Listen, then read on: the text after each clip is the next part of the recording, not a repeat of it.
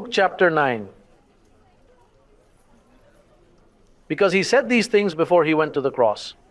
And so we now have the evidence. And because of Paul's 14 epistles, we can discover this revelation. Chapter 9, verse 57 and 58. Luke chapter 9, verse 57 and 58. They journeyed on the road. Are we all there? Yes? If you don't have a Bible, you can look at the electronic bulletin board. It says, now it happened as they journeyed on the road that someone said to him, Lord, I will follow you wherever you go. And Jesus said to him, foxes have holes and birds of the air have nests, but the Son of Man has nowhere to lay his head. As if he was saying, this man says, look, I'm going to follow you wherever you go. And Jesus said to him, don't talk too much.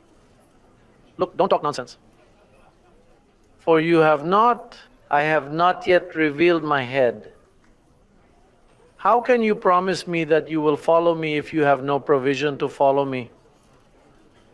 Notice that he says to Jesus, look, I will follow you wherever you want. But look what Jesus says back to him. Look, foxes, the birds of the air. Now the Son of Man has nowhere to lay his head. And you may be thinking, shepherd, he was very poor. He had nowhere to buy a pillow. What, that he needed a pillow? No. But if he had a treasurer and Judas stole and had enough left over for other things, how could he not be able to buy a pillow? Or a mattress or something where he could lay his head? He wasn't talking about that. He didn't. He had nowhere to lay his mind. He didn't have anywhere to put the covenant yet. And then he says to him, look, until I find a man and give him guidelines, you cannot say that you are going to follow me because you are going to follow Jesus of Nazareth. You are going to be troubled as everybody is. Look, Moses is troubled. Everybody is troubled. Religions are troubled. Look, they all differ. That is why they cannot stand us. Because they hear us and they say, and what is that? You don't see that they are so far away, are so orphaned that when this ministry comes, they do not know how to discern. Then Jesus says, look, the Son of Man has nowhere to lay his head. He could not lay it on the apostles because what was he going to lay it on those 11 men? Just imagine. They are going to preach Judaism to the Gentiles. I cannot lay it down. I have to find a man where I'm going to lay my head briefly.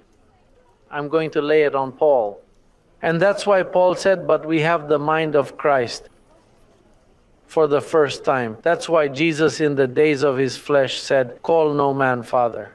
In the days of his flesh he said, do not call anyone father. Because for you to call someone father is because you identify him. You come out of orphanhood. Back then, no one could call anyone a father. Now upon Paul's arrival, he declares, I have been a father figure to you, and you are my beloved children. Because Paul brought something where Jesus Christ first laid his head.